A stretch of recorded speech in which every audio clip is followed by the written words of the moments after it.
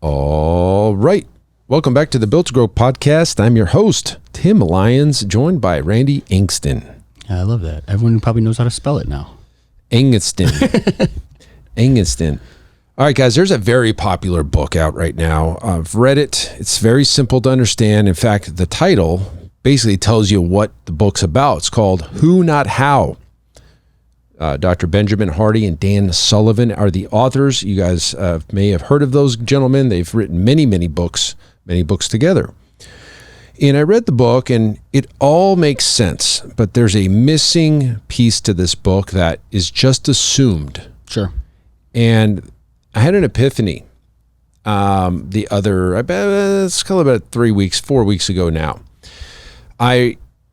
Looking into AI and looking at all the stuff's going on, I found a software called N8N. Okay, so N, the letter N, the number 8, and the letter N again, dot, I don't know if it's IO or com, but either way, it's a AI automation workflow. It's beautifully done where there's this canvas. I'm very familiar with how the left to right, and you draw arrows between the little, they call them nodes, but they're icons, and basically you can connect up to 500 different apps, and it uses AI in between there. They call it a agentic solution when you have multiple bots, like transcribing and then using the cuts of specific transcripts to then rewrite things like emails, and you can create this huge workflow. Yep.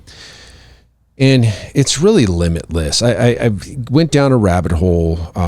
Nick knows all about this, but I was on a plane. We were heading to Nashville, and I'm like so into it. Like I'm nerding out. I'm watching every video, use case after use case, and how it works and all these things. And this is a perfect scenario where I don't need to learn how it's done. I need to find somebody that could build it. Like that's what the book's about. Yep. Instead of you learning how N8N or the automation works or how to do the programming or what the code is, just find the who that's able to do it for you. But here's the thing that hit me on that plane. Like, if you don't know what it is that you want to build, the who not how is irrelevant. Yeah. What do you want to accomplish with right? it, right? Yeah. And it takes a bigger thinker, and I'm not trying to put myself on a pedestal at all, but I want to make a really big point here. I don't know, there's a lot of gym owners out there that are looking for agentic AI solutions to run workflows for their business. I just don't think that's part of the conversation. It just isn't. But like, it's exactly what I'm doing. And I'm looking outside the industry, and I'm looking at the next big thing, and I'm trying to figure out how to solve problems in our business. And I hired somebody, and it's going to be cool because of the cool stuff it's going to do. And it's going to save us hours of man hours and tens of thousands of dollars. In fact, I think we calculated over 30, actually it's closer to 60,000 depending on what we do with it. Sure. Yep. In hard costs. Continuing costs. Yeah. With a one-time build out for cost. Yeah. Yeah. Exactly. And there's going to be some maintenance, going to tweak it and stuff like that. So like the question becomes, what are you doing to figure out the what you need to build? And how do you find out what the opportunities and what the forward-thinking solutions are that will help you solve your problems? And I don't know if that's a normal thought when a gym owner wakes up to go work at the gym today. I would say probably not, because I mean, even if we take away the what, well, the what is relevant because of problems maybe that occur in the business or repetitive tasks. Like that's the things that obviously we know we could do with it. Does a gym owner enter their business daily or, from time to time and even think about the things that could be done and leveraged by a system? And we're huge on systems. And why systems? Systems are leverage, right? If just use programming, for example. If you don't have a system that's going to deliver programming, you're spending hours every week handwriting, coming up with that stuff yourself, and there's energy and cost and bandwidth, and all of that stuff's limited, but there's other opportunities out there that you can leverage to gain that stuff back. Gym owners are notorious for just doing it themselves or going into the business and putting out the fires themselves. Right? I think even most gym owners, again, just the gym owners that we're talking to consistently, there is even a limit on the who component, a trust factor, even a cash flow thought like, oh, I can't afford to bring somebody in to do this. So I'll do it myself. So I'll learn it myself. And it just but then it becomes cyclical, right? Like if maybe you don't have the capital to do that for the next year, but can you leverage somebody else in the business or a system in the business you're going to have to, pay either to build out the system or employ the person for a little while. What are you doing with that time that you've just bought back? And that's the biggest thing is leverage to then put yourself back into what we term as income producing activities, right? What are the other valuable things that your time could be and should be spent on that's going to move the needle of your business the greatest? Going into your business, and I hate to say it, but in this industry, guys, if you're the one doing your training all of the time, you're absolutely missing the boat on the business that you should be running. You are the business, right? And there's a million things that we can get into on why that will be a problem over the course of your career or ownership journey. But if you don't do something to get out of that I'll just do it myself mentality, you're always going to be the one that's doing it yourself. Always. And so leverage, even in the interim, find a system, find a staff, bring them in part-time, do what you can to then incrementally get yourself out of that seat so that your time can be spent on the things that you should be doing in your business, not something that you should be employing somebody or building a system to handle. Yeah. All relevant points. Think about now going back to like the what for a second. Do you have your numbers weekly, quarterly? Are they developed in a way that they're readable? They're in graphs. So you know where your business stands. The key performance indicators. Do you know your delta? Do you know your month over numbers? And if you don't, that would be an exact what. There you go. That you should find a who for. Hey, I need to find somebody that can give me and deliver these numbers to me weekly, quarterly, monthly, whatever you need as the owner to run your operation smoother. I don't care how you do it. This is the what I need thing. So like that's a really good, easy use of your time, or the use of finding the what. Think about, okay, so again, going back to the what, you have to be the visionary of your operation.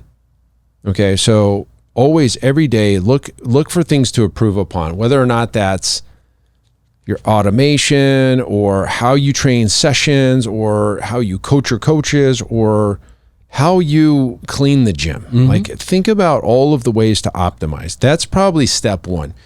And you're always thinking to yourself all the time, if I just had this thing, it would make these other three things easier. That's the what you need to figure out. Good point. Right? And so I think a gym owner, CEO, visionary type person's best use of time is always looking at the what's, like what is possible, and then getting outside. Just get out of the industry, of the fitness industry, when you're looking for education. You just go to YouTube, whatever. Like the fact that I got into the weeds a little bit, I found, like, I literally Googled N8N or YouTube use cases, best use cases, because I want to know what are others doing? What can I leverage this solution for versus me just thinking about anything? I was like, okay, 90% you'll never need. There's so many things that will just go out and scrape the internet and create up like the topics and create Reddit posts and build up your YouTube subscribers and all that stuff. But you don't need that as a gym owner. But like, okay, it was cool to see that it can do this. So maybe down the road, I need something like that. Sure. But guys, I don't know. There's other ones. There's Pipedream. There's other workflow automation systems that leverage apps and AI. Like, it's like Zapier on multiple steroids, growth hormones. You know what I mean? Yeah. It's just so interesting. And so it's limitless there. You got voice, outbound calling, bots, you got just whatever you want. And it's moving at the speed of light. It's going so fast. And I think, as you're kind of articulating that, like the what, almost every gym owner we work with, and probably those that we don't, are using some form of AI for maybe copywriting, for social posts, for things like that. But it's them jumping in, throwing something in there with a prompt, getting that result, taking that to Facebook or social, posting it themselves. That's the benefit, is like you can do all of that without you having to manually do any of it. Yeah. And so I guess the challenge there is look at even the things that you're using AI for and see how far, what is the process that's happening, and how can I leverage this with a system to do all of it for you? And the way that would work is, again, in some type of agentic workflow system, be it N8N or another one, you have a voice telegram where you tell the system, I want to post on, like nutrition habits of the athletes and what they eat in a day, and then send it back to me for approval. You just send that down the workflow. It creates it. Prove, deny, prove, it's posted. Like exactly. That's the what, right? Yep. Like that's just, and again, you don't need to know how it happens. You just need to know who to find that knows how to make that happen. But again, it's up to you, gym owner, to determine the what. And the sky's the limit, especially in this every time we say this, the best time to be alive. This is insane. If you're not picking, and we'll do a whole episode on all the AI tools we're using right now to run ProFit, to run the gym, hell, to run the real estate company. Sure, yeah. There's AI solutions over there that are amazing, and they've made me lots of money for me not doing anything. And it's just because the system is set up. I promise to you, we'll spend more time. We'll actually write down and get you the URLs and stuff and tell you what to do. I think that would be a really cool little series, maybe. Sure. Yeah. Not off the top of our domes, but we'll do it right.